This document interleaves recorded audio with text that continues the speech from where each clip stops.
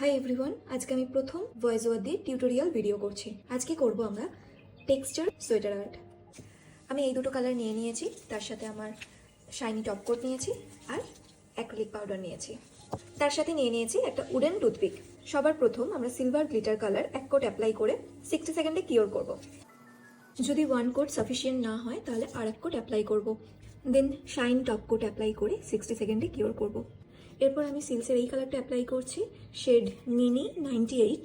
এটাকে কিওর না করে আমি সিলসেরই একটা অ্যাক্রিলিক পাউডার এর উপরে অ্যাপ্লাই করব। এরপর আমি উডেন টুথপিকের সাহায্যে এর উপরে নিজের ইচ্ছা মতো ডিজাইন করব।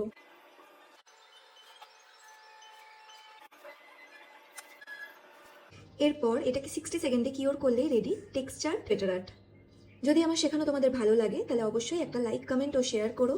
আর যদি এটা ট্রাই করো তাহলে অবশ্যই আমাকে ট্যাগ করো, আমি সেটা আমার স্টোরিতে পোস্ট করব। Thank you for watching, tata.